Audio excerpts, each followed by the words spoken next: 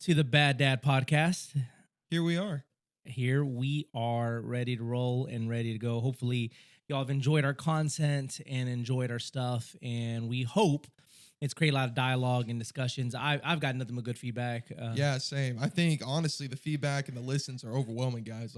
We cannot tell you how much we appreciate it. Like, when we started this, I mean, I know we're only in week 3 now, or technically, but I didn't think that we were going to have this overwhelming positivity and, like, people reaching out. I've had people, I don't know about you, reaching out that I haven't talked to in years. And, hey, man, saw the pod. Love it. Guys, we love stuff like that. That's why we're doing this. I had one guy the other day. He's like, okay, what am I about to get myself into? And he sent me a screenshot. And so, yeah, man, it has been very overwhelming. But if I could be real, maybe a little vulnerable, right? A keyword of the day. Yeah. Vulnerable. Sometimes I worry, like, are they just saying that to just, fluff us up, make us feel good? But in reality, they hate it. Right. I'll say this, and this is one thing that I try and, like, help myself reassure, is I don't think people go out of their way to make you feel better. That's true. You know what I mean? Like, That's I think true. that's one thing with, like, we talked a little bit about selfishness last week. And I think for us as people, like, family members, they'll do that, right? Yeah. They're supposed to. It's your support group. Wives. The podcast was good, so honey. Good. I swear if he says right and like one more time on this podcast. Sorry, guys. But, that's just how I look at it. I mean, dude, there's one cat guy I used to go to church with. Like, I didn't even have his number. Like, it's been that long. Wow. And I was like, oh, like, I know who this is now that we're talking. But, like, I was like, dude, this is wild. Yeah. Yeah. That's pretty cool, man. Like, I've received a lot of that. And that's a good point. I think many times, I don't know, man. Like, I am the type of guy that I don't take compliments very well. Yeah. Never really did, but I do like them. Right. But then on top of that, I take a step back and like, but did they really mean that? And so I don't know, maybe that's a good jumping off point of our conversation today. I think we really want to talk about vulnerability. What is vulnerability, and why is it so difficult for men to be vulnerable? I'm just going to kind of give our perspective of vulnerability. I think it's so important, man. I think, turn the volume down. Hopefully, I mean, this may hurt us on streams and things like that, but I think it's important to say,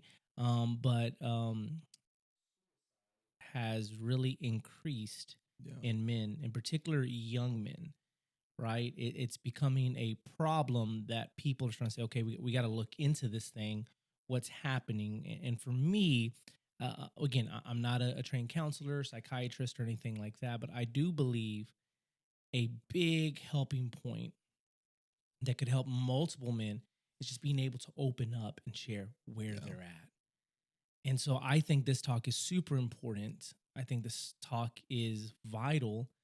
And I don't know, I mean, my hope and my prayer is that this talk could possibly save a life.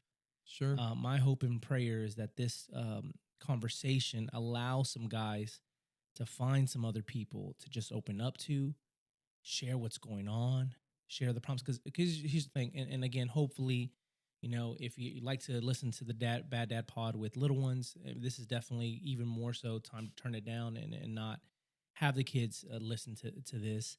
I'm gonna give a couple seconds. Dude, I've known so many ministers. Really? There was a pretty big minister. He was a writer, author. Was at a really big church. Really good senior pastors, kind of one of those kind of celebrity senior pastors, but not like one of those like, oh no, you rich celebrity, but like, man, he was just, man, good author, good writer as well in his own right. And working with him, dude, he was our age. Really, he was like our age, young kids. Another pastor, he went through some controversy, but man, found a way to bounce back. Was a teaching pastor at a really big mega church. My buddies knew him. They served under him. And homeboy, even so, like at my old church that I was at, the church down the road had a very similar name to ours and things like that. That senior pastor.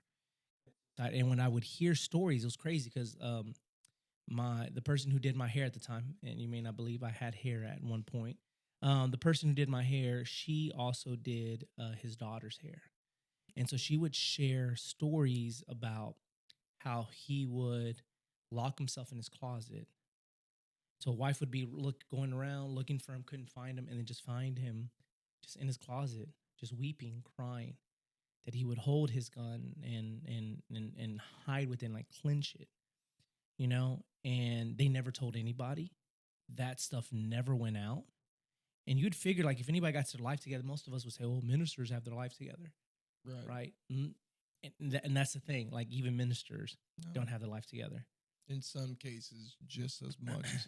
Absolutely. More stress. Just growing up, I've seen that myself. Just my dad was a pastor, so like growing up under a pew, basically, you know, seeing that, and just, it's tough, man. Pray for your pastors. Pray for your pastors, but on top of that, man, if they're going through that, how many young men, how many dads, and how many people are out there struggling with this? And the sad reality is, man, like, we got men out there that are struggling, wrestling, have no one to open up to, no one to share with. And man, the day tomorrow, if they did something, right, like taking their life, doesn't only impact them. And as much as they think, oh, their life would be better without me, the truth is no. Like, we've tried to communicate time and time again, from the first episode, and we're gonna try to continue on. And I think that's gonna want to be one of the drums we continue to beat, and we don't stop beating. Right. Is like, dads are vitally important. Yeah. Without your dad, kids come out messed up, more prone to crime, more prone to depression, more prone to sexual abuse, more prone to pretty much any horrific thing. Right. Like that tends to happen when you don't have a dad. This is why we do the Bad Dad podcast, because we know there's a generation who's grown up without a dad, and we don't want more generations to grow up and happen without a dad. So for us, at least for me, this is a topic that I'm extremely passionate about, because I know there's some guys out there that need help, but don't want to open up. Right. Don't know who to open up, and maybe don't even know how to open up. Right. And so again, you know me, like last week, like, I want to talk about the how, and we'll get to the how. I think the how's super important.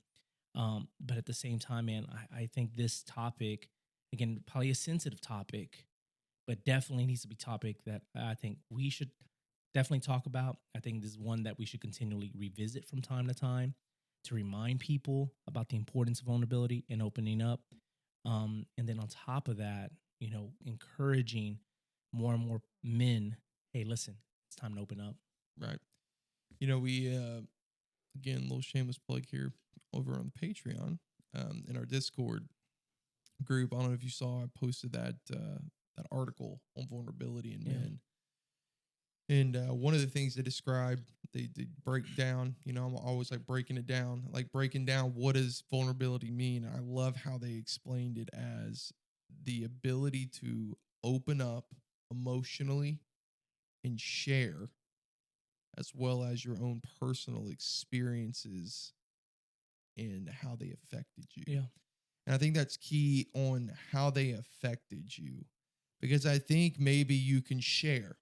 I think you get, you know, you have a friend, you know, let's just talk about the group where you have friends, okay, where you have no excuse, right?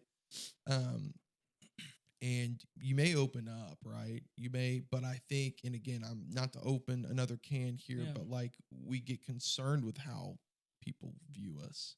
I think vulnerability is dangerous to us because it's, in my own view of the term, it's showing what's actually going on. Yeah. And I think the perception, it's become so important. It's always been important, but even more so in today's culture, a perception, right? You got these guys going, you know, I've heard, you know, the Tates are all over social media. And one thing, Tristan Tate, I've seen like him that's popped up where he said one of the few things where we're like, oh, wow, like that's actually like crazy. So there's a place in Dubai where these cats will come in and they'll take these pictures in front of the specific hotel because there's all these supercars and stuff. And it's not their vehicles and it's not where they're staying, right? They'll be staying in some crummy motel, but they're taking pictures there because that's what the perception they want, right? And I think the moment that the perception front is pulled from you, I think people don't know what to do, because I think a big issue is people aren't comfortable with who they are. Yeah. So therefore perception becomes what they hide behind. Yeah. So you take away that rock you're hiding behind, and when you're naked like that, like people don't know what to do because people don't trust, right? Yeah. And not to chase a rabbit on it, but going back, I think that's an issue. I think that we've got to get to a place to where you have people that you can open up to and truly share. Yeah. Because I think sharing, there's something about verbally getting the weight of words off of you. Yeah. That's freeing. Yeah. So. Yeah. I think it's also important. You briefly talked about it, but I think it's important to talk about. I think there's a big difference between transparency and vulnerability. Oh yeah, that's good. I could come into a situation and say, "Oh, man, how's your day? My day's not that going that good," and just keep it at that. Right. Vulnerability is that, hey, how's your day going? It's not that going that good, dude, and I really need some help.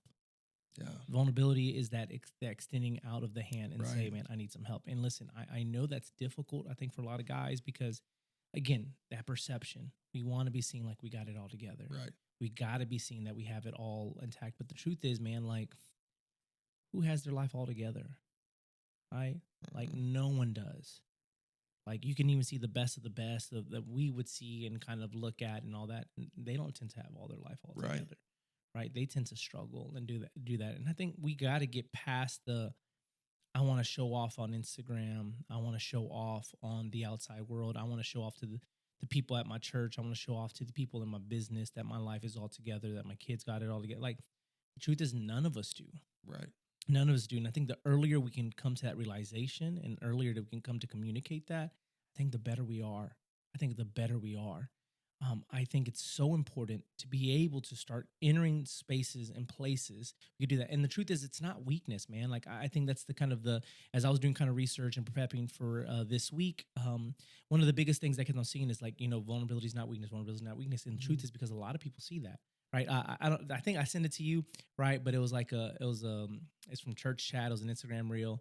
And the guy was like, going to men's retreat this weekend. Oh, yes. And, we're going to shoot some guns and kill our own animals. A.R. Willis, things like that. Is like, but you know what? We're not going to share. And it's like, I'm looking at you, Todd. It's like, we're not going to share and talk about the mess up things that our dads did. And we're going to continue on that. He goes, that ain't no space for that. Right. And that's the truth. Like, as comical as that was and over the top.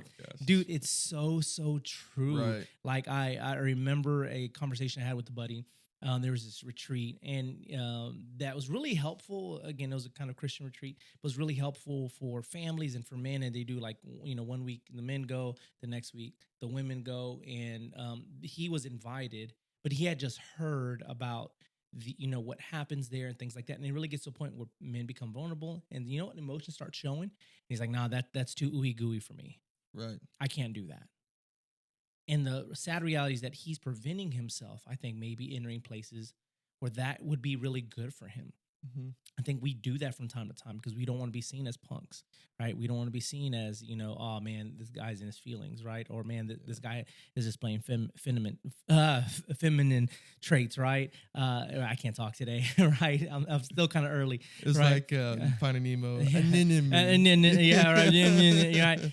But they say these things, right? And the truth is, man, like, that's so furthest from the truth, man. Like, who said that those things are those things? Right. And listen, man, like, I could shed a tear, man, but listen, bro, you mess with me, bro. And we about to go at it unless you're like 6'3" and, have 0% body fat and 300 pounds of pure muscle. Yeah. And then I'm gonna back away, right? And say, hey, yo, they're cool. But majority of the time, man, like, I think it's okay to enter that. Now I will say, and now this is a caveat, that you don't have to necessarily be that with everybody. Pick it. Right. Wisely. Right? Yes. Yeah, absolutely. Like, I used to be that way. 100%. Like, And it's not a good place to be at, because then you realize you become that person that's like, you're not intentionally. And I think sometimes it can be a personality thing. Yeah. Because for me, I'm super trusting, and I think everybody's my friend. And I've, through my beautiful, lovely, smoking hot wife, have learned that I can't do that. And I shouldn't, and no one should do that. Yeah. Right? Like, you have your circle and you keep it close. Yep. But again, you become vulnerable in that circle. Absolutely. So I think that's super important, guys. Like, choose, because you never know, who unless you know that person well enough, like, that can be reasons, I think, why people get burned. Yeah. And when you get burned, you're less likely to open up and be vulnerable. Yeah. Yeah. Like, to share on that and jump on that, I had a boss one time that, man, he was the king of gaslighting. Oh my Lord, he was the king of gaslighting, and he was the king of manipulation. He would even brag, "Oh, I'm so good at manipulating," and things like that. And this cat would get you to the point where you would begin to open up, right? And you'd open up to him and things like that. But then, man, he would just kind of turn it against you at any point in time. Like, something happened, he's like, "Oh, what? Why'd you go ahead and do that?" I got written up one time. Even we're talking about the struggles that I've been dealing with in ministry and things like that. And as we were talking and discussing things like that, and he's just taking everything in. He gets me manipulates me, gets me to start opening up to him. And man, I start opening up and things like that. And then all of a sudden, a couple of days later, like, "Hey, boom, you got written up." "Oh, well, why did I get written up?" "Well, because you said this, this, this, and this, and this regarding your job." I was like, okay, now I know what's up. Now I know what's going on. Wow. And they were definitely doing to try to get me out and things like that. But it sucked to be in that position. So I quickly learned, like, no, you know what? And I think that's kind of the journey that I'm going through, is that where I came from, I had some really guys that was really, really close. Time, different situations. I've grown apart for some of these people. Then what I went through in my last job to get to where I'm at now, I went through a lot of hurt. And I tend to be a pretty vulnerable guy.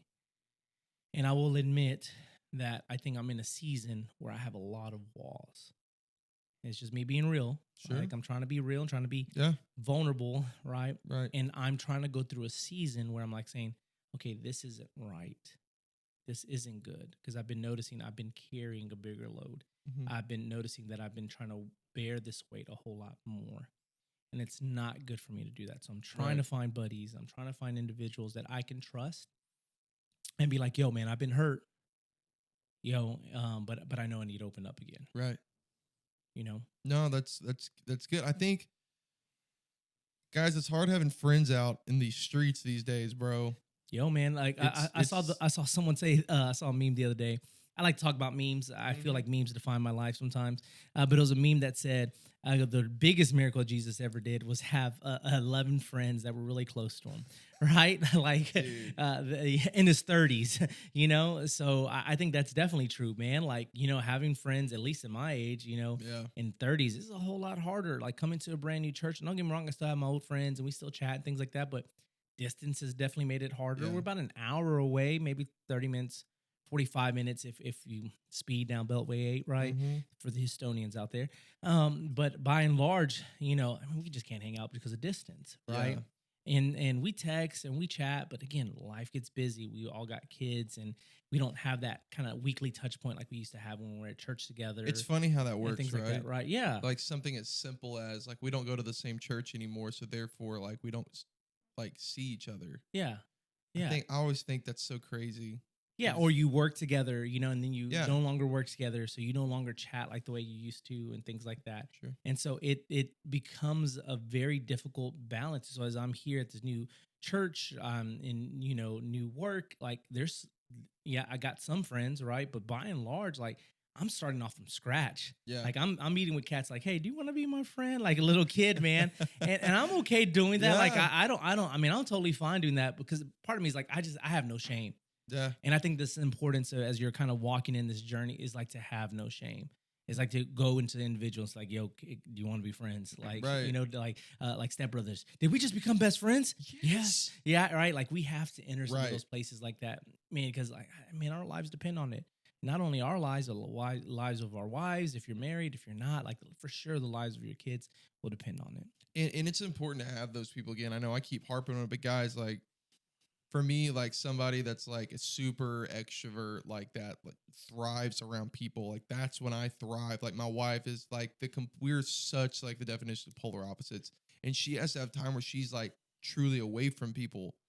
And so like just like in that, I have to be surrounded by people because I feed off of it. Like I need people in my life, and we have a handful of friends, and like that's just kind of where we're at. Like I'm trying to think right now. I think we probably hang out with like 5 or 6 people, like truly and that's not including family because we're very close to like my brother-in-law and sister-in-laws. But yeah, I mean, I just, it's so important to have that group, man. Yeah. It just is like, whether you're an extrovert, an introvert, whether you're, don't really know what you are, which I highly recommend. If you guys don't know what you are, like there's tests out there, like know yourself, like understand. I would say the easiest way is, how do you recharge your battery? Yeah. Right. After that's an easy way to put it. Busy, stressful day. It's just eating your lunch, right? And beating you up and taking your lunch money for the next day. Right. And you're done with the day. How do you recharge? And that kind of lets you know if you're an introvert and extrovert. An extrovert says, yo, I want to recharge by hanging out with some friends.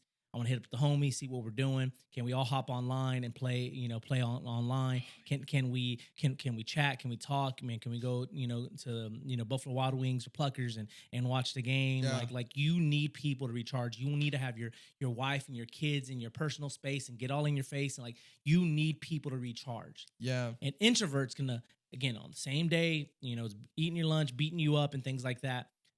That person saying, I need a minute. When they get home, they need to disappear. They got to go away, got to go for a walk, maybe go to the gym, take a nap. They need to get completely away from people to refuel. Right. Me, I'm like you. I'm an extrovert, probably not as much as you. I truly believe that extrovert and introvert is like a spectrum, right? Yeah. I'm not as much as you. I definitely see you, and you're just live, right? But I definitely need people. So when I come home from a busy day, I need to be around my kids. I need to be around my wife. I need to talk. I need to have conversations. And by the time I'm done, like my heart is happy, my heart is full, and I'm ready to continue moving on. And so if you don't know if you're an extrovert or introvert, I mean, that's just a simple test. Just look at yourself, look at a really busy day and say, hey, how do I recharge myself? Do I need people or do I need solitude? Going back to, again, something we already talked about, we're discussing, I'm going to touch on this because I think that video games get a bad rap, because I think, something that we've talked about a little bit, which I think is going to be a topic, over, passion and obsession. I think it becomes an obsession in today's like culture, like for guys. But with that being said, like I haven't gamed in probably like, when I define gaming as like, I'm trying to be the best player I absolutely can. So like, there's a lot of time invested to do that. Right. So like, I haven't done that in probably 2 years. So I got to, just casually play with some of my buddies for the first time, like in a long time.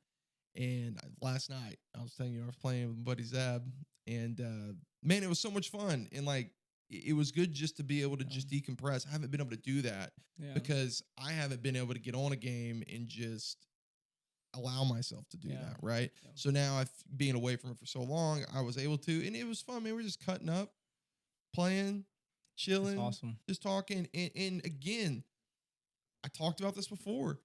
A very long conversation, like in depth, heart to heart, came out. And like those, you don't understand, like whenever you allow yourself to be vulnerable and have those people, and whether it's not a game, like you said, it could be at Pluckers doing something like that. It could be having the guys over for March Madness, whatever the case may be, you need those moments, man, because I feel at peace. And we talked about that too. Like right now, like because I just feel like I'm not holding anything in. There's nothing busting out of me, like emotionally, right? Because I allow myself to be vulnerable. And it doesn't make me like any less of a man. Yeah. If anything, being vulnerable makes you more of a man, because you're able to understand your own self and your own emotions. Yeah. And at the very minimum, able to express them. Yeah. Yeah. there's a very famous TED Talk by Dr. Brene Brown, represent U of H Cougs, right? Hey, go Cougs. Go Cougs. So Dr. Brene Brown is from U of H, or at least was at the time when she did this TED Talk. And she talks about vulnerability. It's a very powerful talk if you haven't heard of it. But she says something that's just kind of one of those like, oh, dang, like that's good. She mentions that vulnerability looks like truth, I think she says, or it sounds like truth, but feels like courage. And I was like, that's really good. Man, that's real good. It sounds like truth, but feels like courage. And I think if we kind of take that perspective of vulnerability, that man, it sounds like it is truth, right? We're communicating what Right. we're feeling, right? But it is courage. I think, man, that really ultimately, when it's all said and done, that's really what defines a man. Right. It isn't, again, how thick a beard you can grow and how much wood you can chop in the woods and how many animals you can kill with your bare hands. Right. I think that's when you must think what a man is. Right. Dude, you don't have to be that. But I think one thing that does define manhood is, man, are you a person of courage? Right. Do you walk in courage? Is courage a part of who you are? And so to be vulnerable is to have that courage to say, hey, I ain't got my life together. Yeah. No, I don't have all my stuff in line. And so I think that if you're out there, you're listening, you got, maybe we can transition to the how. Right. But I think the most important thing that you can do to start off, step one, is find you a group. Find your group of guys that you can trust. And if you're out there alone, all you have is your wife and your kids and things like that, maybe just starting off with your wife. Hey, honey, you know what? Been a little sad lately. Right. Or, hey, honey, work has been kind of tough. Can you help me? I think that's a very important place to start. I think letting your family know, letting your wife know. If you're married, if you're not married, I would say find your group of guys. Maybe there's a guy at work that you really trust. Me, I'm a minister, man. Yeah. Get you a church, plug into a church, and find some dudes that you can really trust and say, hey, I need help. Can you help me? And I'm gonna say this real quick, and you just remind me. But I got a little idea of something maybe we can do on our end to maybe help with that. Yeah. So put a pin in it. Remind me. Okay. Going to the how, I think we'd be remiss if we didn't talk about how do you also be that person to allow others. Yeah, to be vulnerable. That's true. I think in my experience, man, just leading men and helping guys out. The moment, I've been in small groups, right? And we've had, I'm going to just go ahead and just share a very, I think it's a comical story, but I think it's a very important story.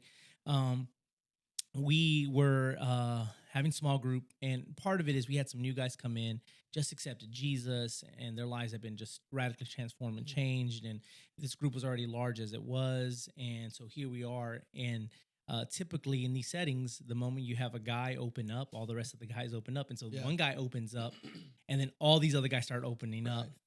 One of these new guys, and he's a friend now, and he's a believer, and we look back and laugh.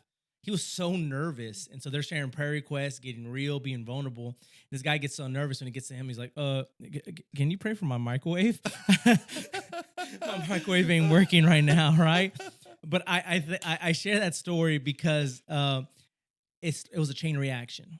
Yeah. It was one guy who just got open, was just real, that led to other guys being open and real. Yeah. I think when you're that guy that's open, that's vulnerable, that shares your struggles, hey, man, work is tough.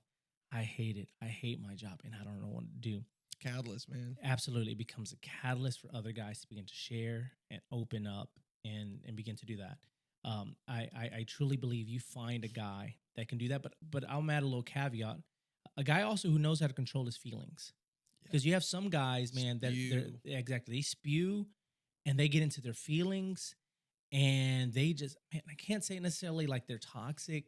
It's not necessarily that. They just don't know how to control their feelings. And so all these things bother them and bug them. And they continue to live in a place of just opening, and I'm struggling and I'm dealing with this. You need to find a guy who's willing to open up and share, hey, this is what I'm struggling with. Right. But he's willing to find the right pieces, the right things in place to kind of continue to better his life. Because again, you can be vulnerable and share that you're struggling. But if you never get any better, then that's the difficulty. And not that we won't ever struggle with new things, not that we won't continue to struggle. I think some of these things we will continue to struggle with, right? But if you can at least have a guy that you're looking for, you need to become that guy. You're trying to create a plan in place, like yo man, I'm sharing.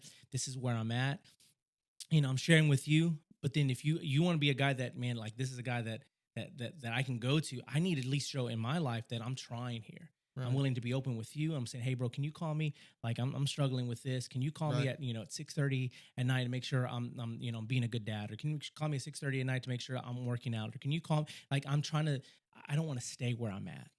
Yeah, and so two things on that. I think that's really good. I think it goes back to one thing is knowing your circle and keeping that circle and knowing those people. And guys, if you are that person that you might not be able to really control your emotions to be able, one thing I would say that can help there, share your praise, your test, like your like success, right? Don't always be the person sharing like your failures and like your struggles, but in those, if you're working on it, correct me if I'm wrong, but there will be some type of success. And I'm really big on the little things. That's something big to me that I've had to really coach myself in, is because I'm so hard on myself, and I've had to really work on it to be like, hey man, like take pride and hold on to the little things that like the little victories, like the little victories carry you through the week. The big ones carry you through your life. Yeah. And that's for me, how I live my life to help me in that area.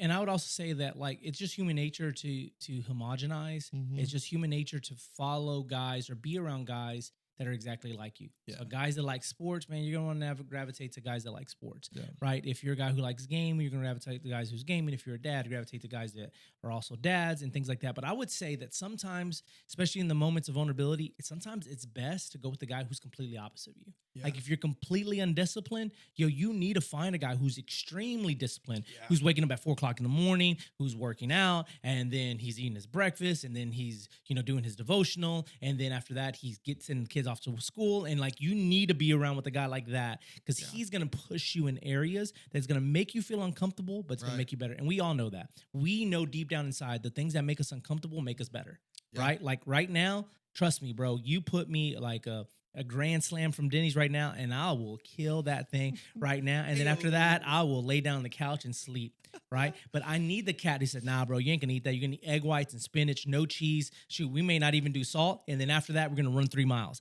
Like those are the cats that I need in my life, right? To help me. All right, David Goggins.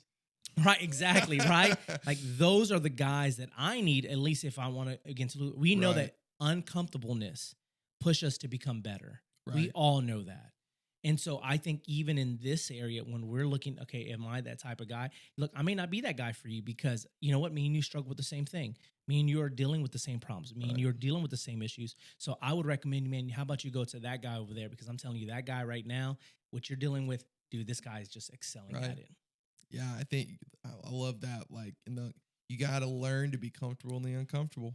Absolutely. And I think doing that is how you grow. Absolutely. Right. And once you get, okay, this is comfortable, move on to something else that's uncomfortable. Absolutely. I think I have this thing that me and my dad used to talk about, where paralleling like your relationship with Christ, in how it's not a very easy process, and it's tough. And I think you can relay that to just growing as a human in like a statue. Like if you're, you've got a sculpture and you're sculpting, like think about the chisel and the hammer, like hitting up against that, like, that stone. Like if you put yourself in that position at the stone, it's uncomfortable. That hurts. Having things chipped off of you is not fun.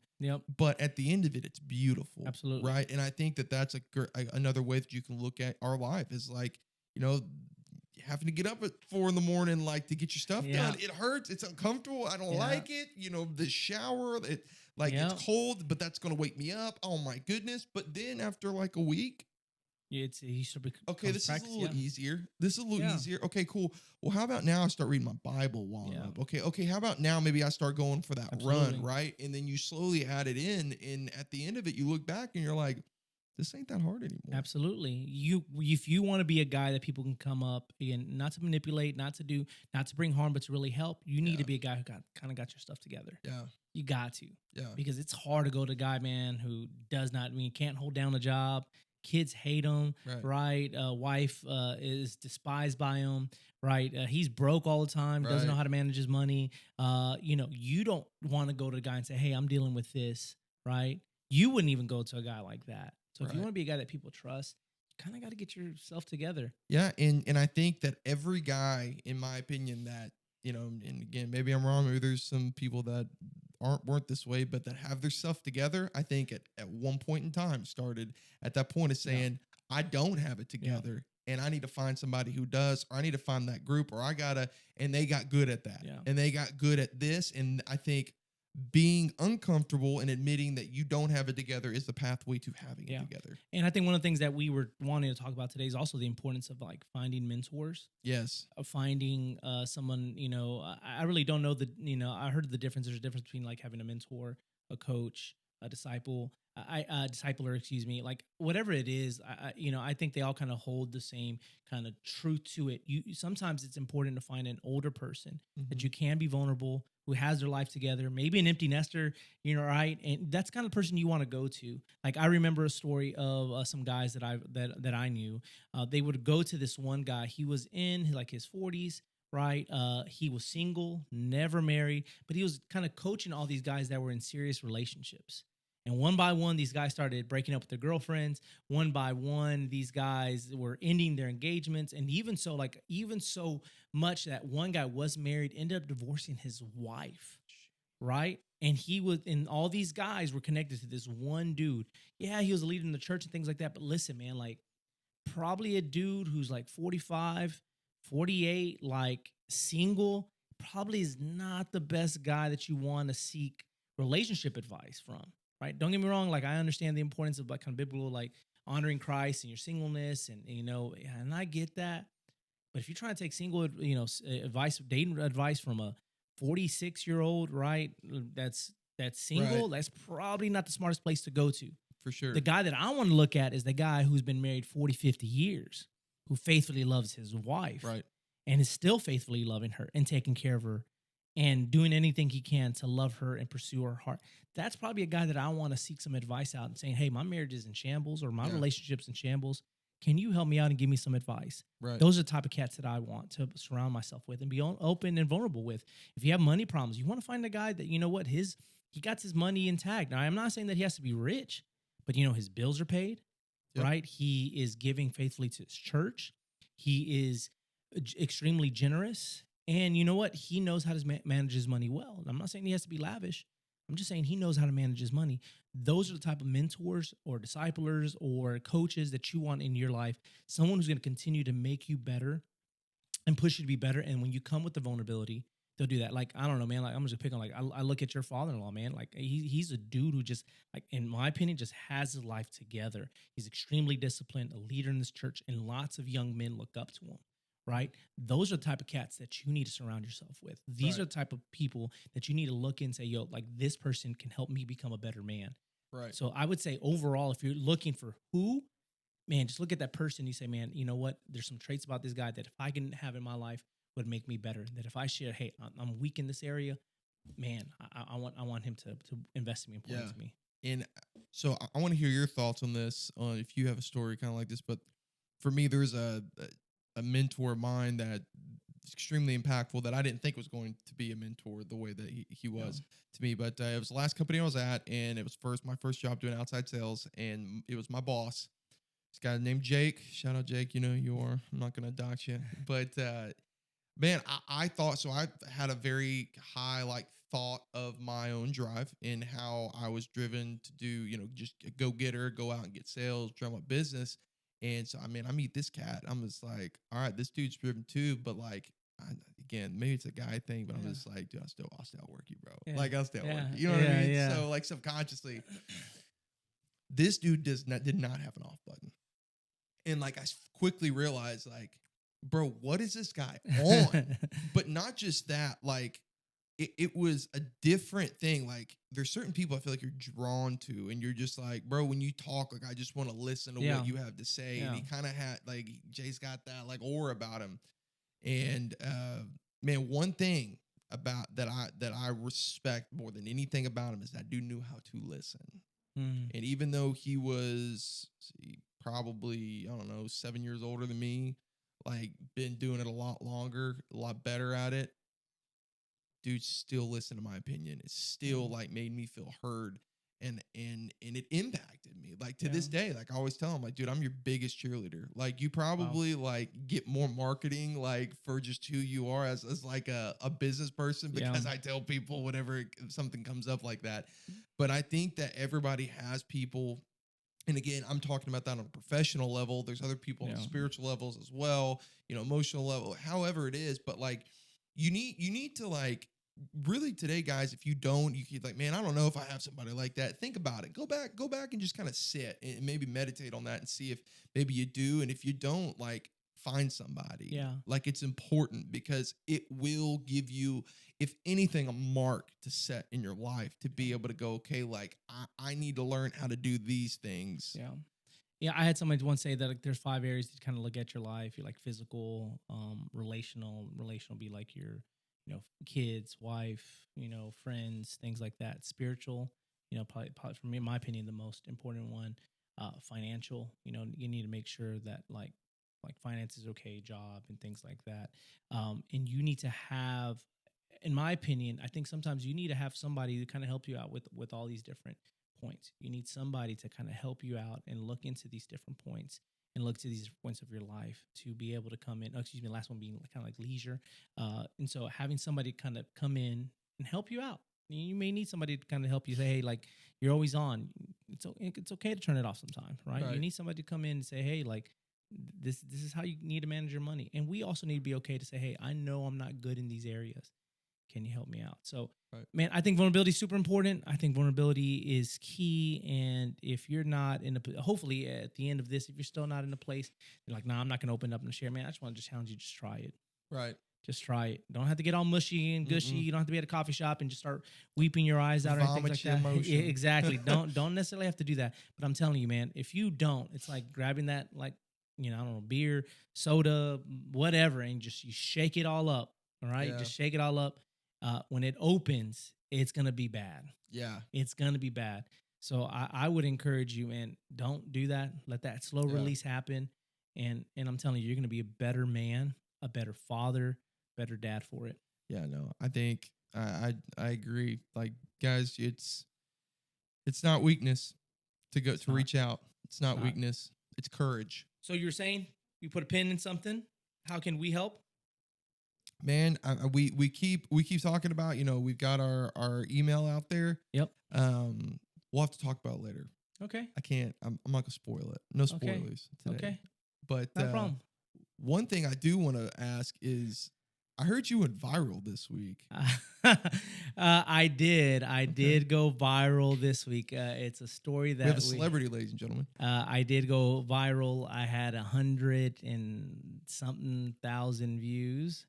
100,000 views on something that I did, and let's say not my proudest moment. Let's save it for the Patreon. Let's save it for the Patreon. Save it Patreon. Guess you'll have to click that link, guys, if you want to hear more. Yeah. But I will say one thing that I'm willing to share. I kind of almost went viral on TikTok too. What? Yeah. I wasn't doing any kind of crazy dances or anything like that. Just, you know, checked out a burger place. I know you got dance moves. I have some dance moves, but man, again, this body don't move like it used to. So, but I kind of almost, but it didn't. It was like almost there, and then it's definitely fizzled. So I'm trying to, if you don't know, I'm trying to do like TikTok food reviews, and they're good. I want to be the like I've been telling people, I want to be the Keith Lee of Houston, and I want people to hit me up and say, hey, Sly, like, we're gonna pay you to eat Chipotle. Yes, please. I don't mind doing that. So Chipotle, if you're somehow seeing this, please sponsor us. We would definitely eat Chipotle here on this podcast. I would definitely eat Chipotle. We'll do for free. Like I mean, I'm not saying you have to pay us. No, just buy our Chipotle and we'll eat it. So here on the pod, exactly. And so I don't know. So but the other reason I went viral, we'll say for the Patreon. Okay, all right. Let me let me ask you this. Yeah, Sly Eats. What are your top 3 restaurants right now in Houston of the month? Top 3 of the month. Like top of your head, you're like, guys, coming to Houston, you gotta check these 3 places out. Yeah, I went to Aga's the other day. Okay. It was really, really good. Really, Explain really what impressed. Aga's is. Aga's is a Indo-Pak, so Indian Pakistani restaurant. They do goats, the seasoning, things like that. It was really, really good. It was really, really impressive. And I'm saying that most because it's on my head. Did you say goat? They had goat. Yeah, it was good. It was like really freaking good. Not Like, bad. not bad at all. So I plan to do a TikTok review on that one later this week. So follow me on TikTok, Sly J Portillo, on TikTok. Shameless plug. Yeah, definitely a shameless plug. I do not care. So follow me there, and you'll see Aga's. I'm trying to think of another place that I had the other day that was just like, okay, this was pretty good. Man, I'm also a burger guy. I really love a good hamburger. So I did do Trill, and I did do that. And like I said, I do like Trill. But man, ultimately at the end of the day, man, like I always go back to it. Like for me, like one of my baselines is Shake Shack.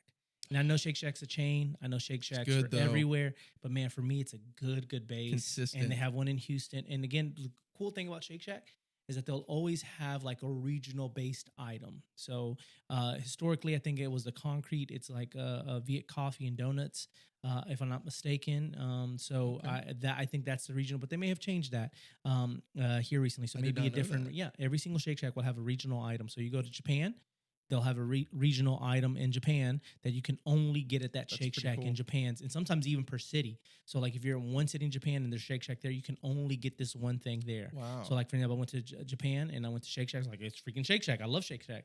And they had this thing called the Roppongi Peanut. And it was, again, one of the concretes. It was one of their ice creams that you could only get there. Couldn't get it anywhere else. That's pretty cool. So here in Houston, we have this. In Cali, they have like different burgers. And so anywho, Shake Shack tends to be a base for me. And so that's a place that I always recommend. And man, I'm trying to think of a third one. I don't know, dude. I think one of my top restaurants that I've always loved that's just blown me away is Georgia James Steakhouse. Okay. God, dog, man, that place is good. Then when you show up, they will bring you like a little kind of wax kind of deal. You think it's a little candle and they light it, but it's not. It's a candle made of beef tallow. And so when that heat starts melting it melts the beef tallow. What? And then the bread's right there. So then you start dipping that bread in that Wagyu beef tallow. Beef tallow. And so they do like the big steaks. They do family portion style, things like that. So everybody shares and things like that. And so, I love Georgia James. It does not love my wallet. So it's one of those things that if you want to go, it's a very special occasion. Special, like, yo, like this is an anniversary, but like milestone anniversary. Not like, oh, this is our 13 years dating. Nah, like this is like, yo, this is the 10-year marriage, right? Like this is that big kind of milestone place that you want to go. But I Georgia James is phenomenal. Okay. So one of our go-to places that has been a staple here lately is Mia's Table. Big fans of Mia's Table.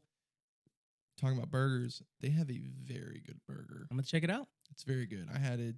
We went through yesterday, and I got it again. I'm gonna check it out. It's really good. I'm also a very big fan of burgers. Which, speaking of that, again, they just announced In-N-Out is going to be down here in Webster. About time, man. Like, listen, I'm an equal opportunity burger guy. I know some guys hate me for that, but I'm equal opportunity burger, man. I believe all burgers can coexist. Yep. I don't believe burgers have to be like, oh, you're Texas, you only have to have Whataburger. Nah, bro. Like, listen, man, Whataburger's good. In-N-Out's good. Do you crave the different ones at certain times? Yeah. Because I do. Yeah, I will say the different ones every once in a while. I'm like, you know what, man, I really like Whataburger. Man, I would love some Whataburger right now. Right. And there's other times like, yo, man, like a double right now would go off right now. Yeah. Like it's for me, there's certain times where I kind of like, if you might understand it's your foodie, but I want some crunch. Yeah. Right. And I'm really feeling that mustard taste. Yep. I'm going Whataburger. Absolutely. And I'm getting a fully loaded with cheese. But then if I'm like, man, I really kind of want a little bit like some mayo taste, right? Yeah, like a double animal style. Yeah. Or, again, it's got to be the right one because don't roast me in the comments for this. But Sonic has a good burger. I think it's underrated, but it depends on which Sonic you go to because you can go to one and it's terrible. In the hood, bro, those ain't gonna be good. Yeah, but you can go to some and like, dude, one of the best burgers I've had was a Sonic in Deer Park. Like they used to do it up for me. But see, I don't do ketchup. See, I'm very on the condiments. Like I'm mayo. typically. Because I feel like you put too much, the flavors start getting crazy. It gets too sloppy. For me, man, one of my kind of like baseline fast food burgers, weirdly enough, is the Wendy's Junior Bacon Cheeseburger. Really? Yeah, like for me, like, okay, it tends to be pretty consistent. The bacon has like this kind of very familiar, kind of almost nostalgia, if you will, taste to it. You know, and so that's kind of like one of those for me, like, okay, when I'm checking out like a fast food place, kind of that's burger that's always in my mind.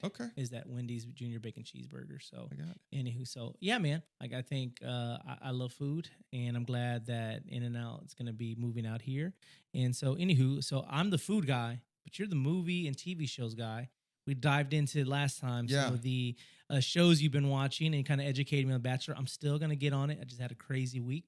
I'm gonna try to jump on it this week. But is there any movies that you would say, hey, you know, are people that are listening to the Bad Dad Pod say, hey, you know what, this is a movie they should definitely check out? So I actually have not been on my movies and my TV shows this week, but I have been checking out like what's coming out. So again, guys, I'm gonna keep driving this, you know, this point. If you're not watching The Last of Us, the season finale just dropped last Sunday, and it is so good. You gotta watch it. Movie wise, John Wick, the new John Wick. If it's not out already, it's about to come out. It's already gotten like crazy good reviews. Trying to think anything else. I don't know if you know, but they announced that there's going to be a second Batman, the Batman. The Batman. Yeah. So with Robert Pattinson. I think they said 2025 or 2026. Okay. Yeah. So it's going to be out there. Rumors so far is that they're going to have Mr. Freeze, which would be pretty cool. I've read like be legit. Yeah, I've read a lot of concepts on it that he's going to be like kind of like an old, like a kind of not a hermit, but like an older man. Like if y'all don't know the Freeze background, like for all you DC guys, don't kill me for this, but I'm pretty sure it has to do with his wife. Yeah, and trying to save his wife. And so they're really going to like harp on that and kind of more of a tragedy. Interesting. Which is what they've talked about Matt Reeves doing. And so that gets me excited because I love what they did with the Riddler and making him more of like a Zodiac killer style. Yeah. So, and then other than that, the Murdoch trial stuff is still live. Like they convicted him in the news. So this is like no spoilers in the series that we were talking about, but they're opening up another one of the cases they announced. Interesting. Which is pretty interesting. So, very interesting. But yeah, that's what I got this week. Trying to think there's anything else that I did. I did start F1 Drive to Survive season 5. I know we talked about that. I hadn't started watching episode 1. Just as good as I remember it, man. It starts off just with a good smile on your face, and you're just like, man, we're just back in the saddle. So yeah, well, my goal is to watch a little bit more TV. I've had a lot of work. I was helping, obviously my job, and then I was helping a buddy out at the rodeo this past week, selling autographed memorabilia and things like that. So I'm glad that my week this week will finally slow down, and I'll be able to kind of enjoy some TV time. I don't know, man. Like, I guess the most TV I've watched here recently is Bluey, which I'm just going to go ahead and say it, bro. Bluey go hard. Bluey does go hard. Bluey does. We watch it in our household. It go hard.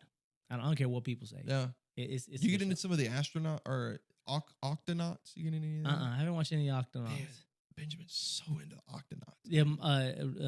JJ's really into number blocks. Oh, yeah. And so JJ kind of now knows how to do simple math because of number blocks.